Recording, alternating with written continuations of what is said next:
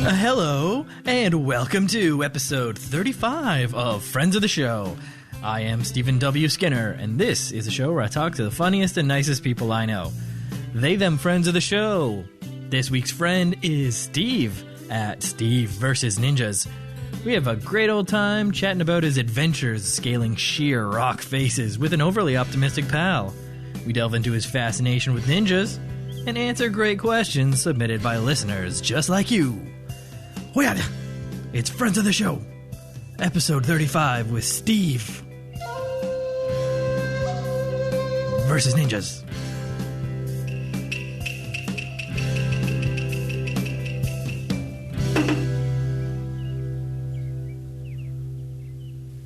Later, he was to decide that Andrew's life had been fractally weird. That is, you could take any small piece of it and examine it in detail, and it, in and of itself, would turn out to be just as complicated and weird as the whole thing in its entirety. Neal Stephenson, Cryptonomicon.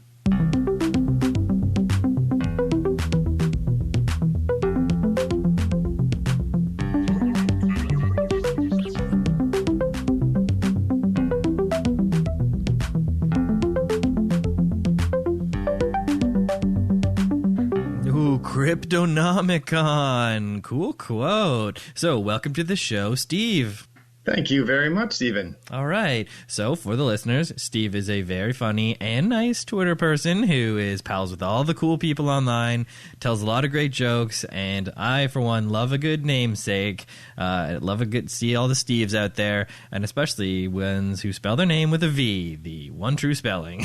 So, oh no, you're a PH We're about to have fisticuffs. That you go by V. Oh, those are the worst types. Well, this I'm actually a Stephen, but I don't spell it out, and I don't want to be Steph. There's no short, I'm Stephen with a PH. There's no short version of Steph that is pronounced right. So no, that's true, and that's why you had to come over to the right side, and just with your name, you use the V in everyday life, right? You go by Steve, I guess? I do go by Steve, yeah. And I think you're right about the right side, because so many people, when they see Stephen, they pronounce it wrong. And I'm like, really? You've never heard of Stephen King? You say his name right. Yeah, you never heard of Neal Stephenson from Cryptonomicon? So, all right, well, we can agree to disagree, but agree that the V is, just phonetically easier. The V is key. The V is key. So, thank you for joining us this week. Sadly, the ninjas could not join us. Well, you never know. Oh, that's a tease. That is a tease, listeners. At any time, we could be cut down by ninjas. So, welcome to the show. So let's begin by getting a little bit of background about you. Now, tell us about yourself. Where did you grow up? What did your folks do? Who are your guys? I'm a fine Midwest dude. I grew up in Michigan, and kind of in a boring town in southwestern Michigan. And it was pretty flat and dull there. And I went to school in Milwaukee, Wisconsin, where I learned to appreciate cheese curds and all of the good dairy from Wisconsin. Yeah. And that's where I met my wife, and we were in school together. In our last semester, we had 3 classes together. It was just as we were seniors. And so we fell in love, and we married, and we lived there for a while. But then we decided we wanted to live somewhere cool, somewhere where you want to be on vacation, you know? Where stuff's happening. Yeah. So we auditioned a bunch of cities out west. We took a big road trip and a world trip and tried to look for a place that would be cool to live. And we looked at Boulder, and we looked at Flagstaff and Seattle and all the cool towns out west. Yeah, the cool spots. Yeah, and ended up in Portland. Portland was the coolest place we could find. So. Oh, keeping it weird. Yeah. All right, that's cool. Yeah, so Portland, that's a pretty hip place. Did you got in on the hip express? Do you do we're probably not the most hip people in I was Portland. wondering. We're like here, we don't have like fixie bikes, and I don't have a giant beard or anything. But what we like about here is the outdoors is so nice. We love to do stuff outdoors. And so you can drive for an hour, and you can be at beautiful ocean beaches with big rocky cliffs, or you can drive an hour the other direction. You can be at snowy Mount Hood. it's just a really, really beautiful place and a lot of great outdoor opportunities. So you're an outdoorsman. Yeah, love that stuff. So what's your favorite style of outdoor activity, or do you do it all? I'm talking skiing. I'm talking hiking. What else? Kayaking. I got 2 kayaks, so kayaking. I'll take friends out or I'll take my kids out one at a time, each getting their own kayak. And I like to do rock climbing and mountaineering. I've done a little bit less of that since my wife is a big warrior, so I don't get to go mountaineering as much as I used to. But less extreme sports, but yeah, love a good kayak. Ooh, on that still lake or something. But there's a lot of great national parks out there. Is that where you're heading out to? Yeah, there's some beautiful spots to go. Mount Hood is really pretty. There's one place that's really nice is called Smith Rock State Park. You probably haven't heard of it, but if you ever go look at a copy of like Climbing magazine or like Rock and Ice, a lot of times the cover shot will be from Smith Rock. It's just this beautiful red rock canyon, and it's got some of the hardest climbing in the world. So people get excited about these crazy hard routes to climb, and they, put them on the cover of the magazine and stuff. But it's a beautiful place to go. There's otters in the river that I've seen, and ooh, eagles and stuff. It's a really, really nice place. Oh yeah, gotta love that sweet, sweet nature. Guys, you got to get out and enjoy nature. I hope you're listening right now, enjoying nature. That's right. Wherever you're listening, I hope you're able to enjoy some nature right now, because I also love it, and Steve loves it. You got to get out there, enjoy that fresh air, see an otter, wave hello to an eagle, and yeah, kayaking is great. So what about skiing or mountain sports? Are you allowed to do that? I guess that's still pretty dangerous. I don't know. Double black diamond? Are you pretty good? I'm not a great skier. I can survive black diamond, and I can ski nicely on blue, and green's a little slow. And so that's where I'm at. All right. But yeah, I enjoy it. I kind of have aspirations of getting some crazy, really expensive ski gear called randonnée. Have you ever heard of that? No, so fancy that I haven't heard of it. It's what it is it lets you use your skis like cross-country skis, where you have your toes locked in and it's flexible. Oh, so you can, okay, ski around in the flats. Right. But then you can lock the heels down and ski them like they're downhill. Oh, so it's optional, so you can click in and click out. Yeah, I thought that'd be cool. One pair of skis that can do everything, and you can climb mountains in them. You can put skins on them, right, and hike your way up the slope and then ski it back down, which sounded super fun. Yeah, that's hardcore. Yeah, that's next level. The thing is, I'm not like a super awesome skier, so this is probably a dumb idea, but it's something I aspire to. Yeah, you always got to have that next level to hit, especially since you can't be belaying steep cliff faces anymore. Did you ever get out there and do some steep rock climbing back in the day? Yeah, I've done some of that. There's some great mountains in Oregon and Washington. I've climbed Mount Hood a few times, and I've climbed Mount St. Helens, and Whoa! I know that one. Stuff by Rainier, and a really cool one I did, probably the last big climb that I did with this club that I'm in, or was a mountain called Three Finger Jack that nobody's heard of, but it was really neat because we did it in the winter, and so it was you get to use all of your stuff. There's ice screws that you drill into ice to clip into, but there's also bare rock on it. So we got to do rock climbing and ice climbing. And cool. It was really like a real capstone kind of thing where you get to use all your tools and skills. It was really fun. Man, that's pretty great. And you're in a club, so there's a bunch of cool, like-minded individuals out there that you all got all the gear. So, pass me an ice screw. The Mazamas is the name of the club, which is, I forget which Indian or Native American language that is, but it means mountain goats in some language. Oh, cool. Get some Mazamas shirts made up? Man, that is the stuff. Love a good club. Create a good sense of community. Climb some stuff. Yeah, and they really offer some good education opportunities. You can really get trained up. They're a very organized club. They've been around for a long time, and they have people that teach classes and stuff like that. And the class that I had done with them was called Intermediate Climb School, and it lasted 6 months. Oh, wow. And you would do like a weekend a month, and then like a classroom session a month, or maybe 2 classroom sessions a month. So that was fun. And we learned all the stuff from avalanche stuff to belaying on snow, belaying on ice, accident management, all that good stuff. It was really fun. Man, that's great. So next step, expert climber, get you on the cover of Climb magazine.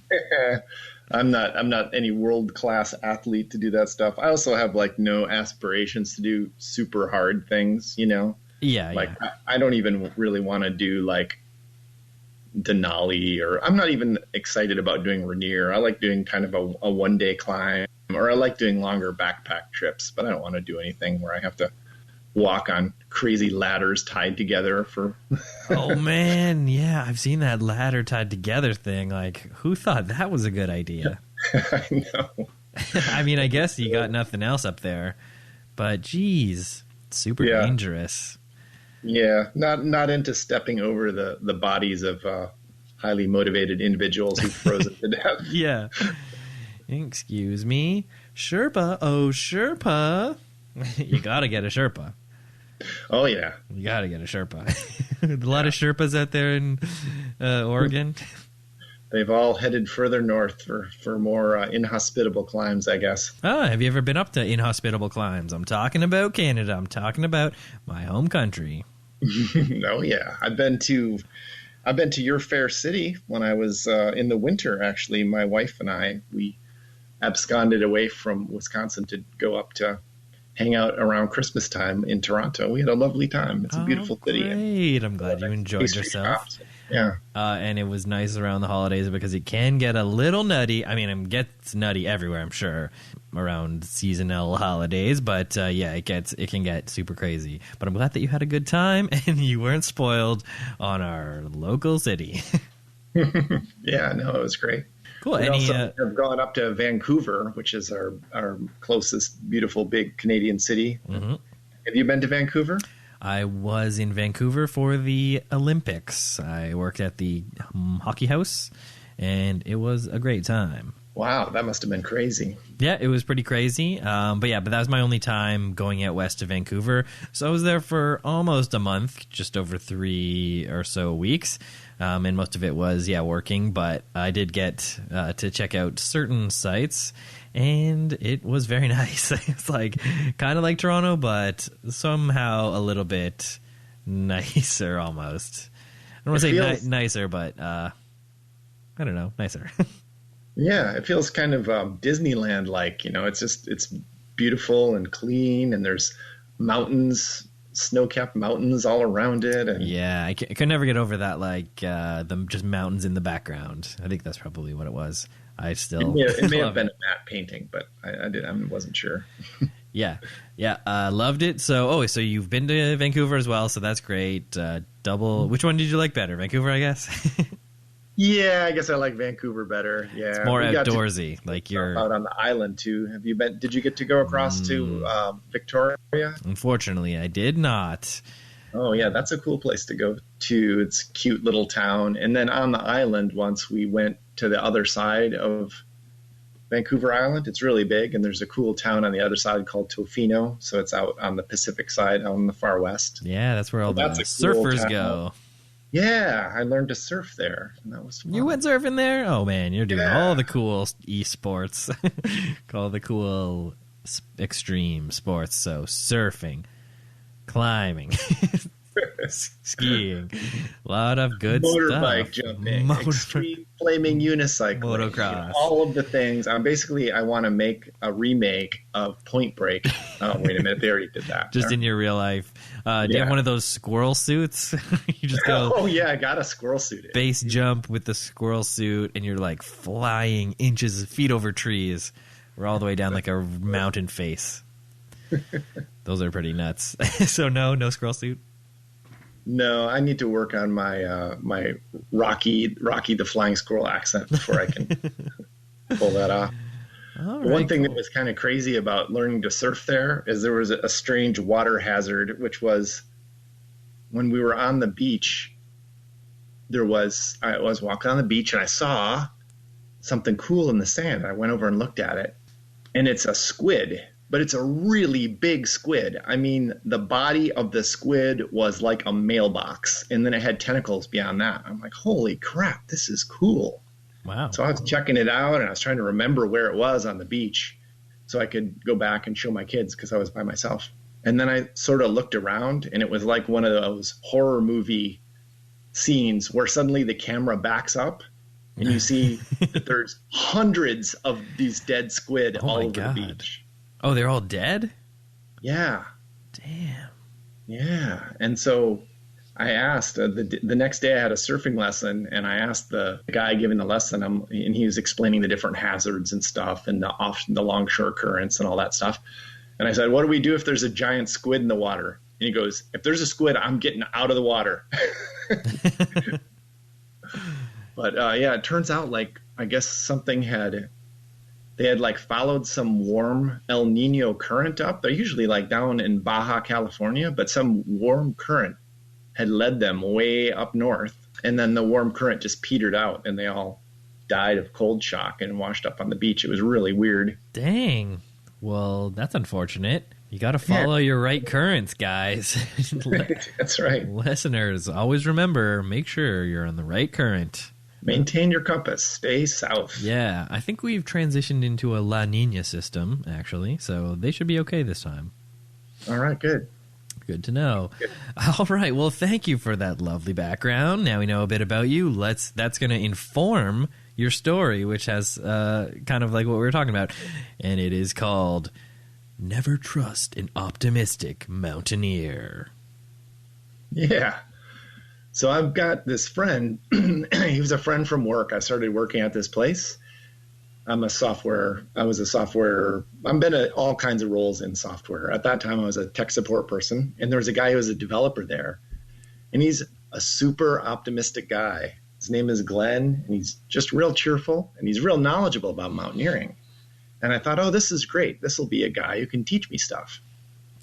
But I found out about Glenn being an optimistic mountaineer is not really a great thing, because you kind of want somebody with judgment.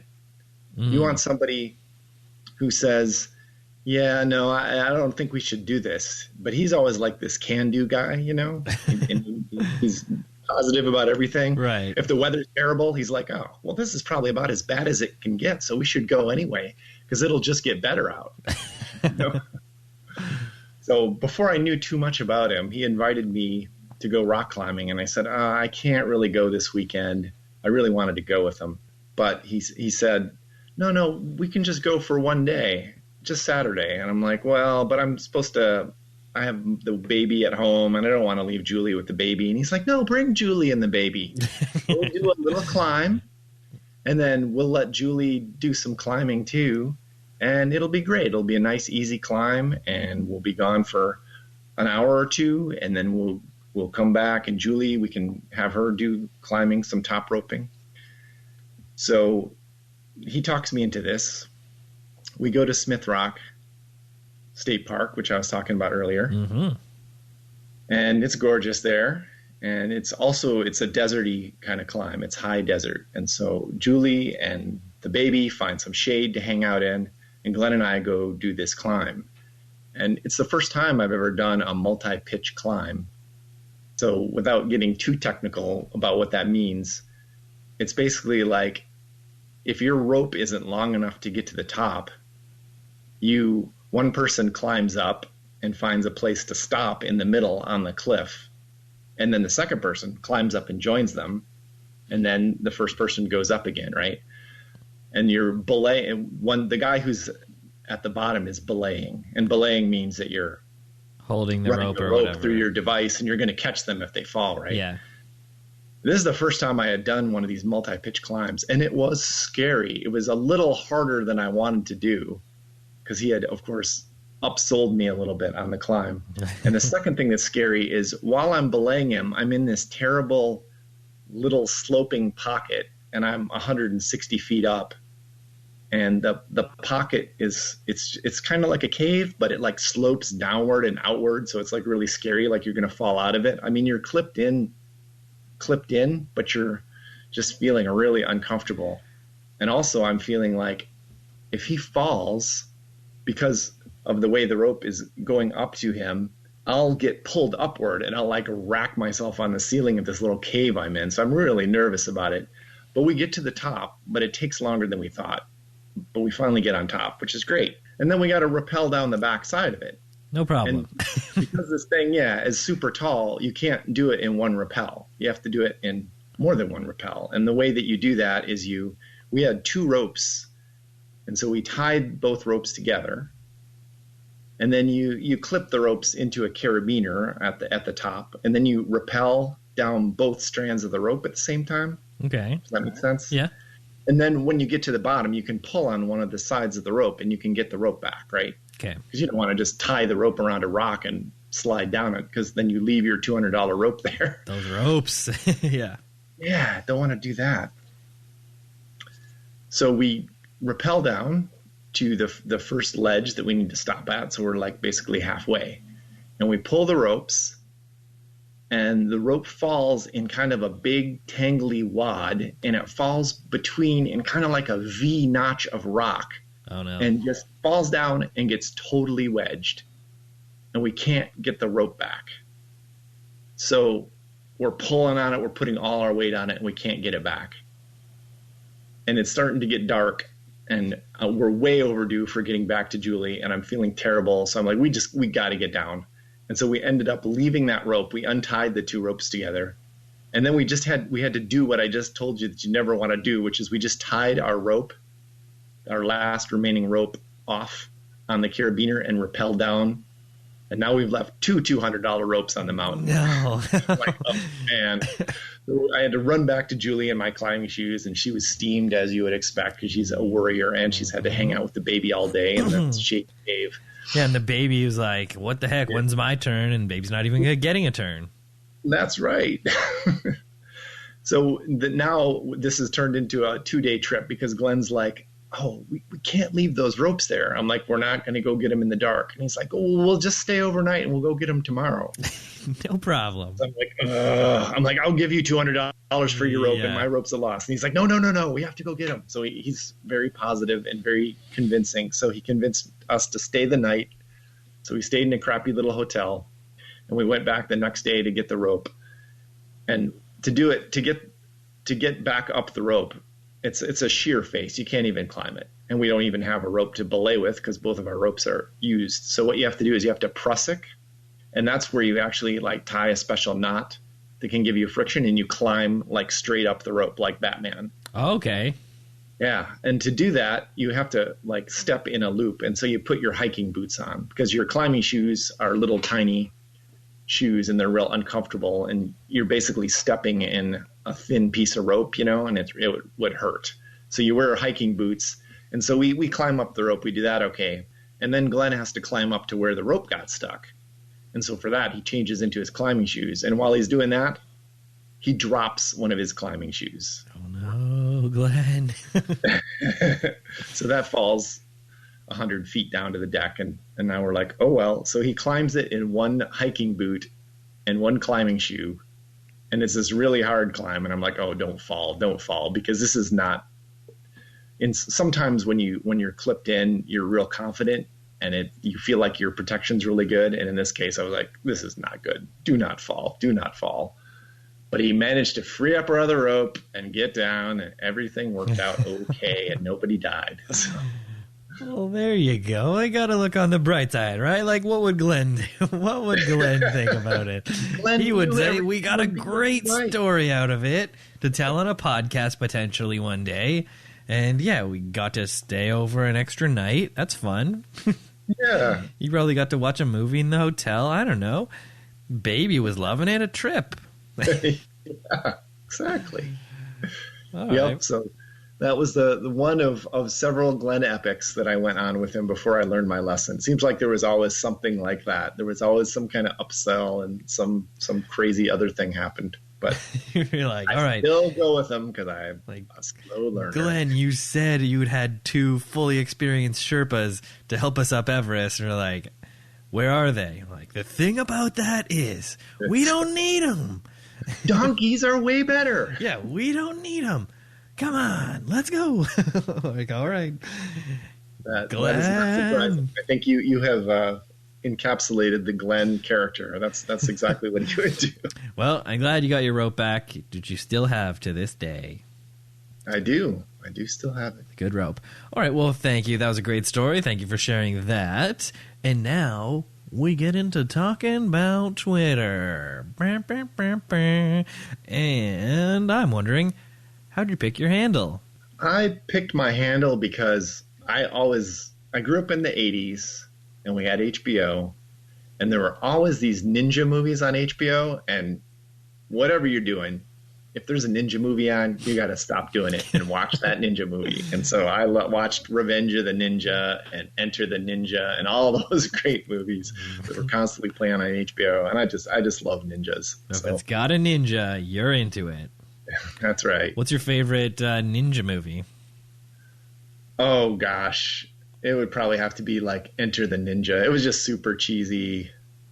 And it was great and just has lots of crazy, why would you ever back up when you can backflip up, right? I guess that's true. Enter the Ninja. Very cool. You're talking about the 1981 American ninja action film directed by Menahem Golan. I did not know that, but starring Franco Nero, Susan George, Christopher George, and Sho Kosugi. Sho Kosugi, he's the man. You got to see all of his movies. So he's the guy. Yeah, this says here it's often credited starting the ninja movie craze of the 1980s. I didn't realize that there was a ninja movie craze, but I guess it's part of the Ninja Trilogy anthology series. Followed by maybe Revenge of the Ninja. Revenge of the Ninja, which is the next one, and then Ninja 3. The Domination. The Domination. My man knows his ninja movies, so you would have to say Enter the Ninja because it's the originator. That's why I'm looking at the poster. It says, Warriors of a lost martial art, hired assassins, human killing machines. And it's got a huge ninja star and a ninja with what's the double swords called? It's like katana is the big sword, but you got the 2 medium-sized, half-size swords. I think those are called something. Oh, like a wakizashi, like the short-length samurai sword? Yeah, exactly. Yeah. Pretty cool. All right, so do you know any kung fu or any cool ways to defend yourself against ninjas? I do, actually. I from loving those ninja movies and stuff, when my friend started doing karate at the Y, I started doing it with him.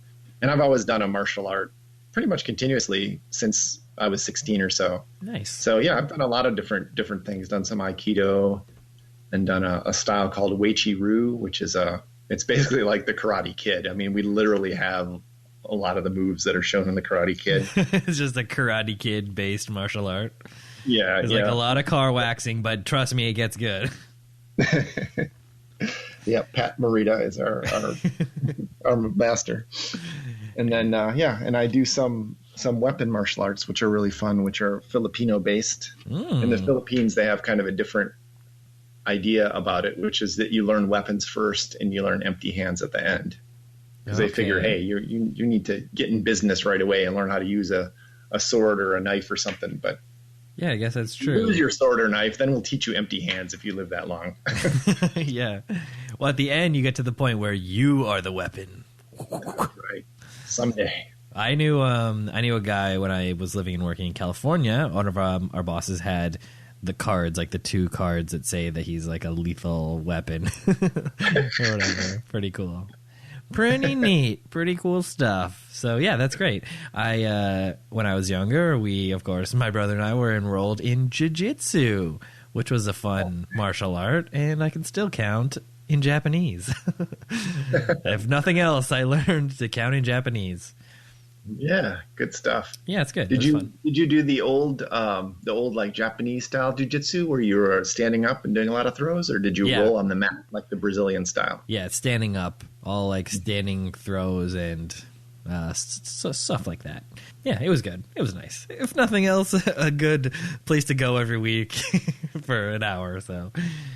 Get some exercise. Learning that stuff, you may never end up using it. Like I think last time I was in a fight was in 4th grade on the playground or something like that. But yeah. But you know what? Aikido saved my life once, which you would probably learn the same, like front rolls and stuff like that. Mm-hmm. I was riding my bike and I flew over the handlebars and managed to roll. Before I knew what I was doing, I managed to roll up to my feet and survive. So that would have been so cool to see. My dad actually witnessed it. He said, "Wow, that was cool." Man, that is cool. And actually, yeah, the learning how to land and learning how to roll was incredibly valuable. And I think I have actually used that a couple times too. Like when you just fall, like off a bike or something from a height, just throw that shoulder under and roll it out. So, yeah, good to know. Falling down is a good life skill. You got to learn how to fall before you can learn how to fly. Okay, so let's also continue to talk about Twitter. What is a fond memory you have of something that happened? Maybe a nice interaction or something of that nature. Something that happened to me before I had hardly any followers. I'm going to say I had, just a few hundred, like maybe 300 followers. I hadn't been noticed by many people, and I had not been in any group DMs at that point. I was basically kind of undiscovered, but still writing jokes and trying to find my way. And somebody did something really unexpected for me, and it was Prob Goblin. Okay. And Prob Goblin just totally blew up my 5-star. He retweeted me like 20 times. Oh, wow. And I was just like, whoa, this is amazing. Nobody had ever done that for me. And he got me a whole bunch of followers, and it was really cool. But the best part is I went to thank him in a DM, and I was, typing all these effusive words of thanks. And he sent me back just a very strange GIF of like a weird machine or something like that. And I said, oh, okay, well, thanks, man. It was really awesome. And he just sent me another weird GIF of something. And it was just one of my favorite things that's ever happened. Is everything I wrote to him, he just responded with some kind of weird GIF or machine. And I just loved it. That's so funny. Yeah, you can't ask why. It's just, that is what it is. Don't try to understand the machine. No, it was just really funny, really memorable. No, that's great. So shout out to Probe Goblin. All right. Do you have any memorable interactions with any celebrities or brands even? Anyone that we would know? Probably the coolest person. I really like Mark Hoppus, and he's retweeted my tweets. I haven't DM'd with him or anything like that, but it's really exciting to get a Mark Hoppus retweet because it's nice. Millions of followers and stuff. So that's kind of fun. Yeah, well, that's good. That is good enough. And a new thing that I'm trying, ask a question for next week's guest. So you ask a question now, and then the guest, whoever it is next week, will have to answer it. Ooh, I don't know who it is, so that makes it interesting. It's a blind question. I'm kind of stealing this from Paul F. Tompkins. Tailor it to the person. And Spontaneous Nation.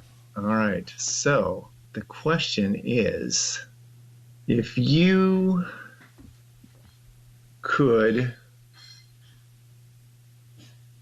go any place and live there for a year, where would you go? Ooh, good quest. Just a year off, a year abroad. Yeah. Love it. Well, thank you very much. I'm soliciting questions from guests on the podcast now. So we did it. All right. Now that brings us to the tweets. Now you have selected a tweet of your own devising. Indeed. Do you have it in front of you? I do. Would you like to share it with us on the podcast? Here we go. Blind guy. I love this half sandwich restaurant. Me. What do you mean? This place only serves whole. service dog puts a paw on my lips. His service dog running a sandwich racket. That's a good one. Service dog. I got a good from somebody on that tweet where they said that they actually knew a service dog that did this. And they said they took care of the service dog like while the blind person was doing something, and his wife busted the dog, and the dog was like shocked that anybody ever caught it because it normally just always gets away. It never get caught. That's so funny. So it reverse engineered itself into being real. This tweet. That's right. Oh, that's great. Imitating my art. That's beautiful. So this tweet became real life. Life imitating art, art imitating life. All right, so thank you very much for that one. And now I have selected a Steve versus Ninjas tweet that I will share upon the podcast for the listeners. And it is this. At tax time, sand people file single to hide their numbers. Where my Star Wars fans at? Where my Star Wars fans at? So very great Star Wars related tweet. Obviously referencing a line in the movie where, like the first Star Wars, where Obi-Wan says that they walk single file to hide their numbers, right? So you just see one set of footprints, but they could be a lot of them. These sand people, they're tricky. So I love this. Tax time. What was cool about that is that I was really excited that Alan Tudyk retweeted that. Alan Tudyk, for those who don't know, was the big robot in the Star Wars Rogue One movie, and he's also been on Firefly and other sci-fi stuff. So that was cool that a Star Wars involved person retweeted that. Yeah, that's really cool. Yeah, he was, what was the name of that robot? It was great. He was the sass-talking robot of Rogue One. A rogue robot who had been reprogrammed. I cannot remember his he was an designation. Imperial robot that had been reprogrammed. Great stuff. Great stuff from the Star Wars group over there. All right. So thank you for writing those tweets.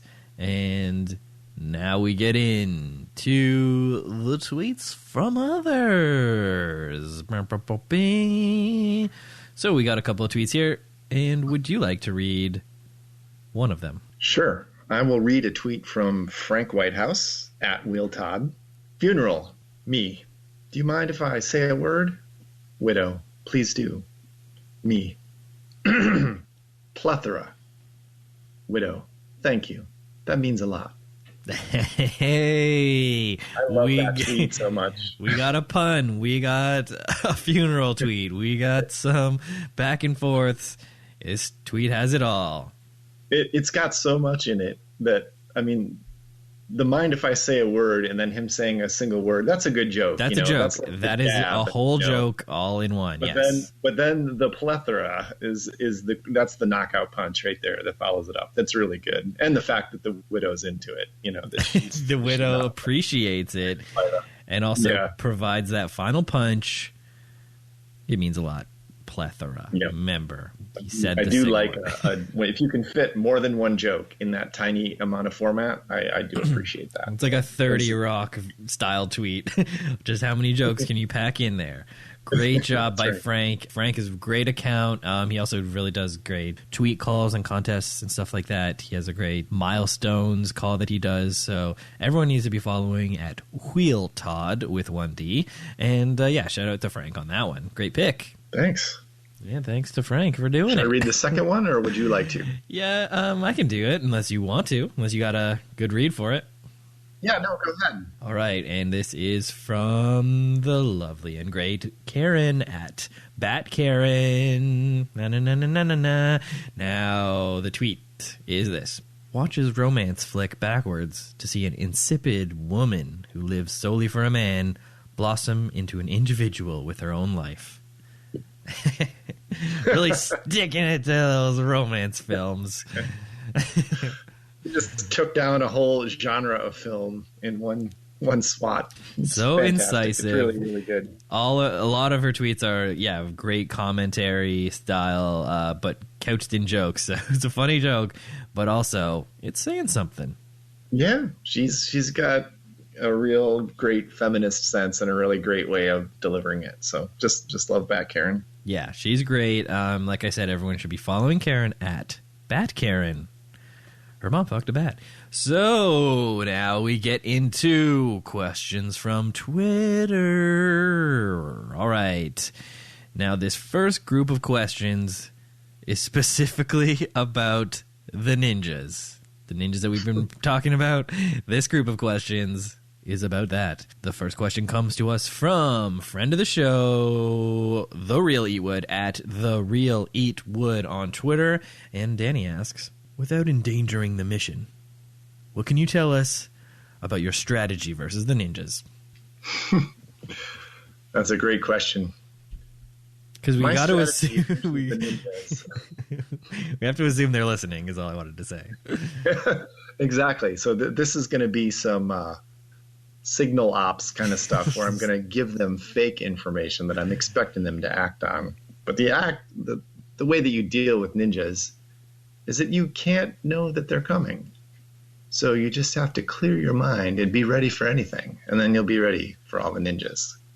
That's the one thing you know about ninjas is you won't expect them. That's true. They're like the Spanish Inquisition. So the strategy is just to be present, live every moment, love every day. Okay, so the strategy, of course, Danny, your question to be answered is be aware, be ready. You can never be ready, but be as ready as you can be and live in the moment to be ready. All right, so the next question rolls in from Jill. I'm talking about Jillian Carger at Jillian Carger. And she asks, boop, boop, beep. Are you still with me? Is that robot from Star Wars trying to call in? K2SO was the name for all those people who were yelling at the podcast before. Yeah, K2SO. You don't want to get all those ads. Please Alan Tudyk. Alan Tudyk and K2SO. Great role. Back to Jillian's question. She asks, exactly how many ninjas have you defeated in battle? It's pretty countless. It's actually a number that I cannot disclose. Countless. Only so many you don't remember. Allowed to count them. They're so secretive. You don't even know how many you're defeating. That's right. That's pretty cool. Do you ever? I was say, do you ever get to the boss, or is it always just like henchman style level? Yeah, they're mostly just the ones that breathe through the reeds that hide in the pond and try to shoot blow darts at you. Those are pretty straightforward, easy guys to deal with. Those like sort of one punch, one throw, knockout. Or just stay away from the pond. That really frustrates them. Yeah, if you don't go near the pond, they can't get you. I keep telling you this. They have one disguise. It's the pond. You just wait for hypothermia to take them out. They wait in there long enough. Those tricky ninjas. So, Jillian, your answer is countless, untold numbers. So, thank you very much for the question. And the next question comes from Christine at CMFH111. And she asks, are the giant Chinese throwing stars cleverly displayed on your wall as suns awkward to wield? No. You know what? I actually, I did when my wife bought those, look at those and think, these would make pretty wicked throwing stars. And because they have lots and lots of points on them, they stick real good in stuff. Or at least they would if I had actually tried that, which I didn't. Julie. I didn't try it. You didn't try it, but they look like throwing stars. And the next question comes to us from Bun at Eminmian. Eminmian. Eminmin. I think it's Eminem, but different. Yeah, Eminem, but not that at all. So the question asked by Bun, how long have you guys been performing together? What made you name the band Stephen the Ninjas? I think he may have missed the point that I'm actually versus the ninjas and not with the ninjas. Yeah, so, it's quite obvious. It's a big verse. May need to reread that a little bit, but I don't know. These guys might be into music. What kind of music would ninjas play? They might have like those cool, what are those cool, like big Japanese guitars or something? Or play those big drums, those koto drums. Oh, yeah. Those Kind of like drums. sit and lean back. That'd be pretty sweet, actually. I could get something together. Yeah. They'd probably be like wall of sound, but still like atmospheric. Like intense, but also like, oh, what's secretly happening in the background of this music? Because you don't know. Yeah. All right. So no band. We're fighting the ninjas. We're not rocking with them. If we can put something together, I would have Bun manage us. So, let's talk. Oh, job offer. This just turned lucrative. And the next question comes from very first friend of the show. Super amazing shout out to Jess at Jess OK Fine. Simply the best. And she asks, tell me about that pupper, please. I need more info on the pup. Talking about the pup. You got a pup. I got a pup, yeah. I love my dog. Oh my gosh, she's a great dog. All right. Her name is Sadie. Sadie, here we go. Dog chat begins. What kind of dog? The Cavalier King Charles Spaniel. Oh. My wife read about this breed. We were trying to figure out what to get. And I've always liked bigger dogs. I've always liked retrievers and stuff. My family all had golden retrievers, and my brothers did, and just love those dogs. And she's like, we can't get a dog that's that big. So she said, what's kind of a sporting dog, but very small? And she settled on that breed. And when I met him, oh my gosh, we went up to this place where there's a breeder up in Washington, and these dogs are so great. There was like a dozen of them at her fence, and they're all just wagging their tails, and they're not even barking. Ooh, that's so they're cute. just so cute and nice dogs. Yeah. I have fun teaching her tricks and stuff. She's very trainable. So she does a figure eight around my legs, or she'll jump through a hoop, or just do lots of fun stuff. Oh, like agility training. That's really good. Yeah, we've done... I thought about doing agility, official agility, but I haven't looked into that far enough yet. She's a therapy dog. Oh, nice. So she goes and gets pets. I take her to visit people there's old people in a memory care facility. Okay. And so we go there. She comforts old people, and she's very good at that. Oh man, that's great. She's doing community service. Yeah. Your pup's the best. It's a fun thing to do. I recommend anybody to look into doing that. I did it with a place called Pet Partners. If you have a sweet, gentle dog, I would recommend it. It's really gratifying, and the dogs like it, and yeah, it's fun. Yeah, it's a win-win situation. Well, that's lovely. I'm very impressed. Thank you so much, Jess, for that great question. And now, a question from friend of the show, Timmy at the Timmy Toes. And he always asks great questions, and this question is no different. He asks, what's the furthest you've driven to buy a food item? I've been blessed with pretty good access to delicious food things, but the thing that drives me the farthest is probably ice cream. So I've gone, or ice cream-like products, like when we were in Milwaukee, the thing to have there is frozen custard. Okay. And sometimes there's a custard stand that's way on the other side of town, and you might drive 45 minutes to get there or something. Or there was a great place in Plainwell, Michigan, which had really good ice cream. I think it was just called the Plainwell Ice Creamery or something like that. And so we would drive 45 minutes to go get ice cream at that place. So yeah, it's definitely ice cream driving me to drive a long distance. It's ice cream, and in some cases custard. You got that 45-minute custard. Nice. We have something similar. We have there's a Kawartha Dairy who makes great ice cream, but they're sort of up north, like an hour and a bit out of the city. But if you have a place in cottage country, it's worth the drive. Is that a Toronto fixture, or all over Canada? No, it's just specifically in the Kawartha Lake, so that's sort of north of the city. But like you got to drive about an hour and a half north to get up there. So it's like cottage country. It's where people go on the weekends to their cottage on a lake. Nice. Yeah, super nice. All right, so it is ice cream. Very good. Now we are winding down. I'm talking about the last couple questions. And thank you to everyone who has submitted a question. It's really great to get all these questions from the listeners. It really helps the show. This next question comes to us from Rads at Feeling Euphoric. great guest, friend of the show, and she asks, suddenly, you can only get around using a unicycle, a Segway, or moonwalking. Which do you choose? And why? I love this so much. This is a really funny question. And unfortunately, it's going to expose something embarrassing about myself, which is I own a unicycle. Oh, here we go. Ride it yet, but a friend of mine had a unicycle, and I tried it, and it was one of those things where I feel like, wow, I can almost do this. This is kind of awesome. And I like doing skill-based things where you get to learn something new.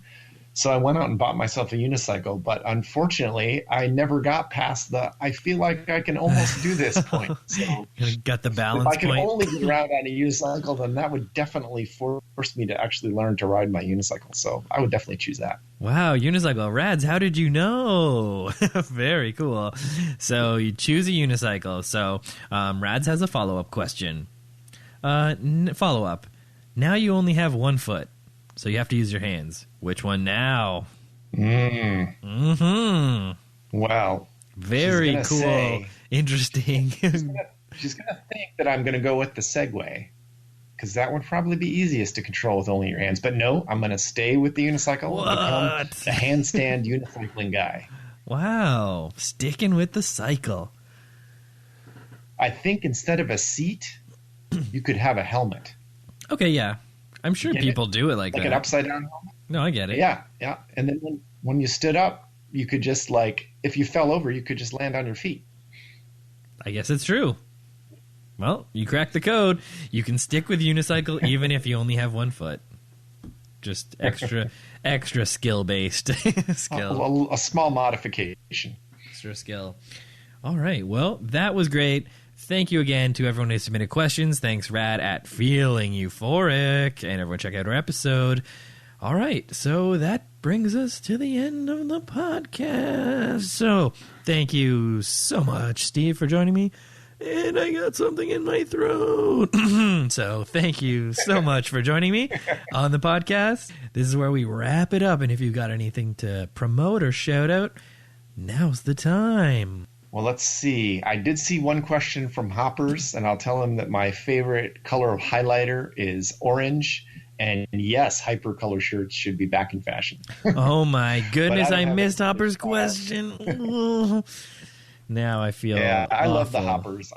Hoppers did a really cool thing years ago where on Saturdays or Sundays he would promote small accounts and retweet a whole bunch of their stuff, and it was super nice of him. And I remember my Hopportunity is what I called it. It was a great day on Twitter.